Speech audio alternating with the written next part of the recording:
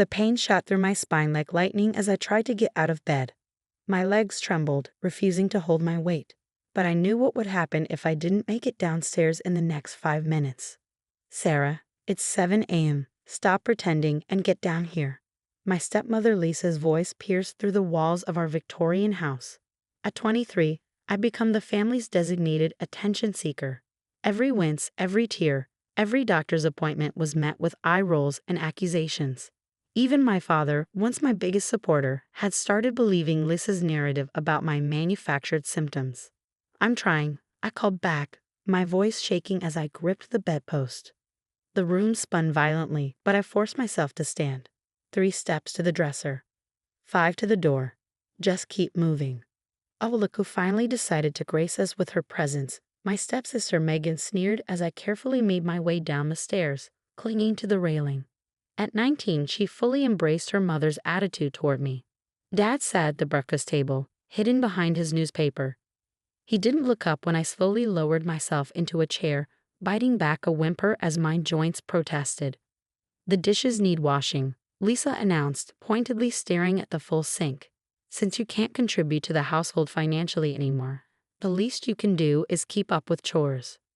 6 months ago, I'd been forced to leave my job as a graphic designer when the mysterious symptoms became too severe to ignore. The migraines, joint pain, muscle weakness, and constant fatigue had transformed me from an independent young woman into someone who could barely make it through basic daily tasks. I'll do them after breakfast, I promised, reaching for a piece of toast with trembling hands. Like you did yesterday, Megan rolled her eyes.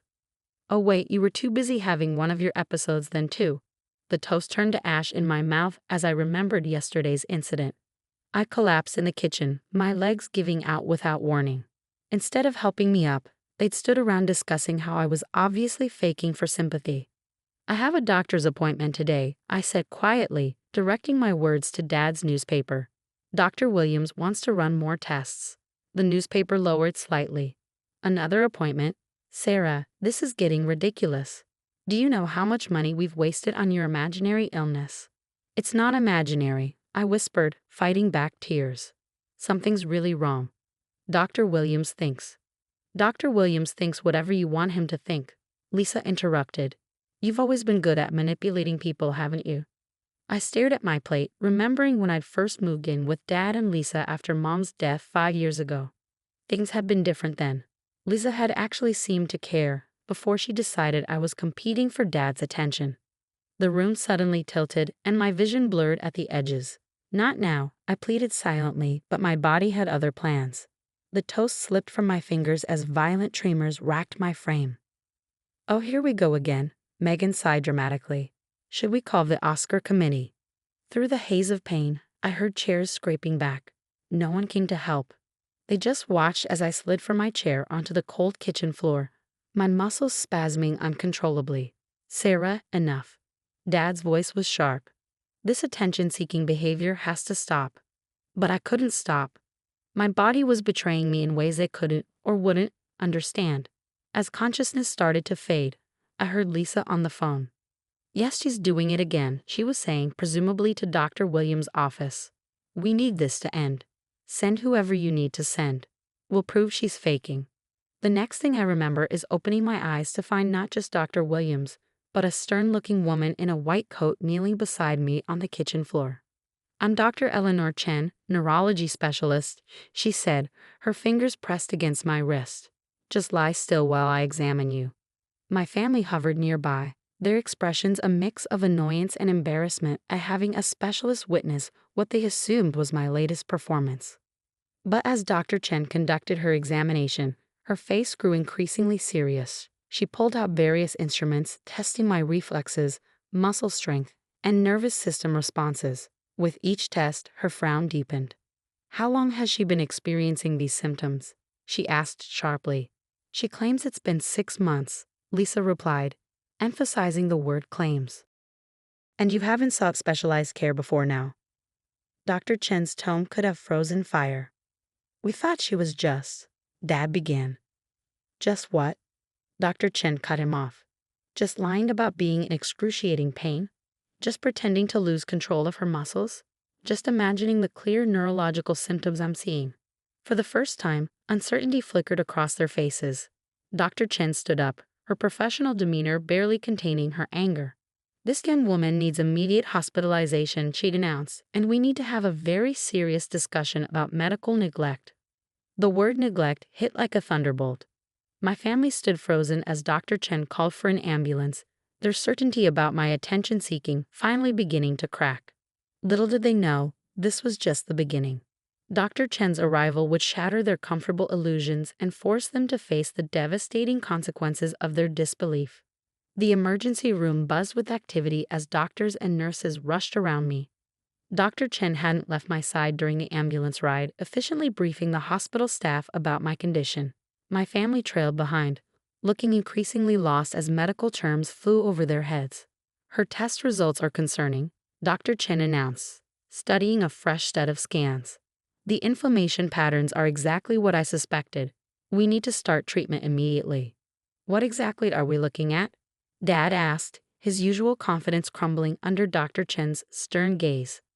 "Your daughter has a severe neurological condition that has been left untreated for months," she replied, her voice sharp. "The damage is extensive, and it could have been prevented with early intervention." Lisa, who had spent months calling me a drama queen, suddenly found her designer shoes fascinating. But she seemed fine most days. "Fine?" Dr. Chen's eyebrow arched. "Ms. Thompson, I've reviewed Sarah's medical history. She's documented every symptom, every episode, every time she asked for help. The only thing fine about this situation is how finely tuned your ability to ignore her suffering has become." Megan shifted uncomfortably in her chair. "We thought she was just trying to get attention." "Oh, she has my attention now," Dr. Chen replied coldly, "along with the attention of every specialist in this hospital. Would you like to know what we're seeing?" She pulled up my scans on a screen, pointing out areas of inflammation and damage. My family's faces paled as she explained each finding in excruciating detail. "This," she pointed to one area, "is why she couldn't stand most mornings. And this is why she kept dropping things. And here's why she experienced those fake episodes you so callously dismissed." Dad sank into a chair, his face ashen. "Why didn't any other doctors catch this?" "Because you kept canceling her appointments," Dr. Chen answered, consulting my records. "Every time a doctor suggested specialized testing, you dismissed it as attention-seeking behavior. You actively prevented her from getting the care she needed." The weight of their actions finally seemed to hit them. Lisa started crying, while Megan looked like she might be sick. "What happens now?" Dad asked quietly. "Now," Dr. Chen checked my IV. "Now Sarah begins aggressive treatment to prevent further damage. She'll need extensive physical therapy, medication, and regular monitoring. And you," she fixed them with a stern look, "will all attend mandatory family counseling." "We'll do anything," Lisa whispered, reaching for my hand. I pulled away, not ready for her sudden show of concern. Dr. Chen noticed.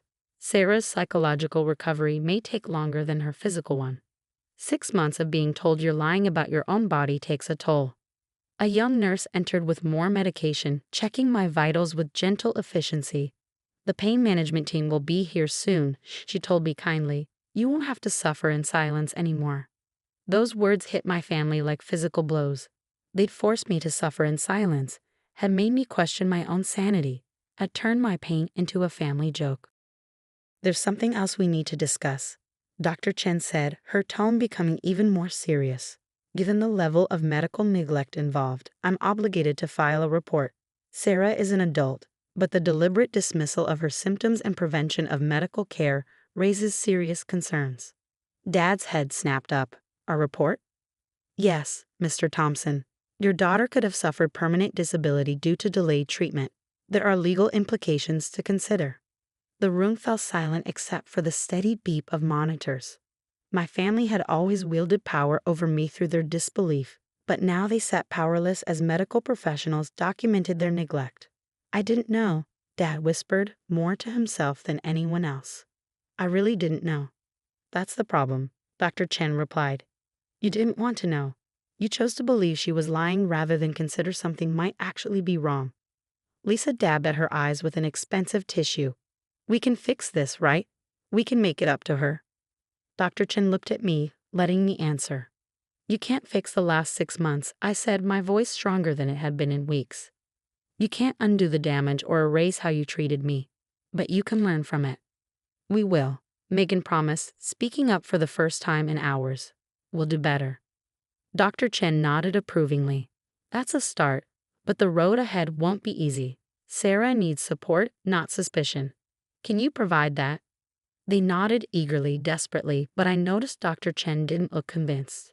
She'd probably seen many families like mine, forced to face their mistakes only when confronted with undeniable evidence. As my family filed out later that evening, following Dr. Chen's orders to let me rest, I caught a glimpse of their faces. The arrogance was gone, replaced by shame and uncertainty. They'd wanted proof of my illness. Now they had it, in stark medical terms they couldn't dismiss. 3 months into my treatment, the dynamic in our house had shifted dramatically. The same family that once mocked my symptoms now tiptoed around me, their guilt manifesting in different ways. Dr. Chen's report had triggered an investigation, resulting in mandatory counseling sessions with Dr. Peterson, a specialist in medical trauma. Every Tuesday, we sat in her office, unpacking months of dismissal and denial. Sarah endured something deeply traumatic, Dr. Peterson explained during one session. Being disbelieved about your own pain by those meant to protect you creates lasting psychological damage.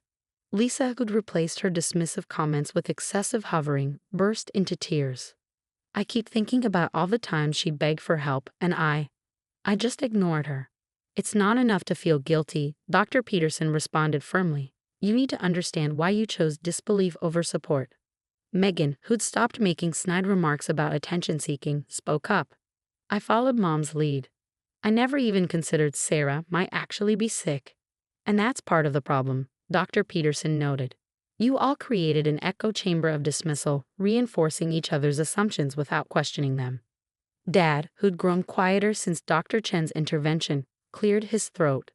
I failed as a father. After her mother died, I promised to protect her, but instead, you protected your new family's narrative about me. I finished for him.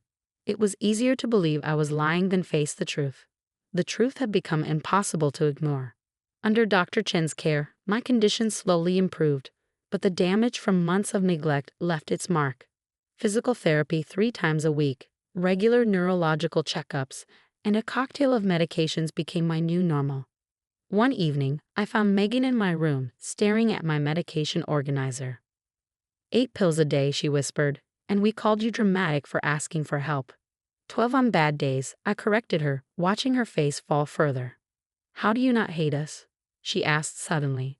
I would hate us. I considered her question carefully. Sometimes I do, I admitted. But hatred takes energy, and I need mine for healing.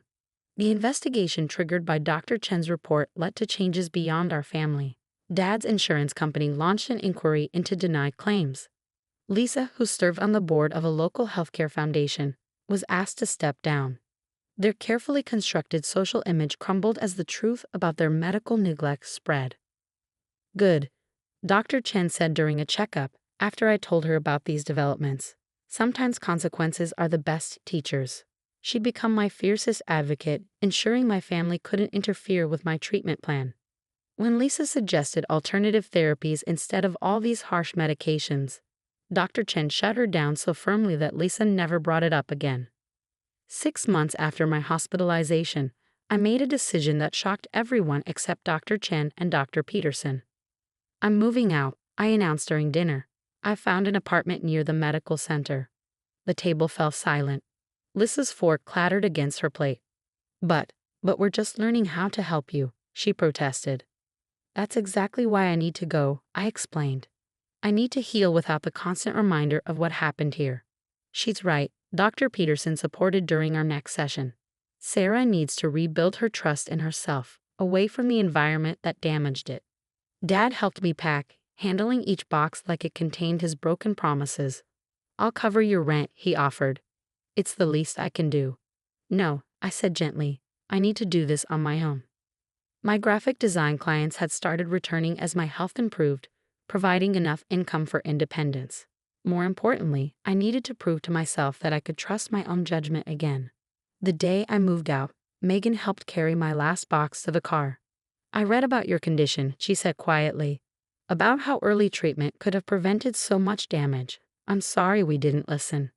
I looked at my stepsister, seeing real understanding in her eyes for the first time. Use that knowledge, I told her. Next time someone tells you they're in pain, believe them.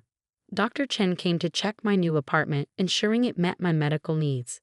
You've come a long way, she observed, watching me move around the space with growing confidence.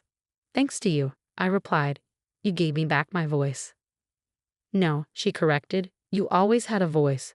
I just helped others hear it. As I settled into my new life, my family struggled to accept our changed relationship. They wanted immediate forgiveness, a quick return to normal. But as Dr. Peterson reminded them, trust, once broken, takes time to rebuild.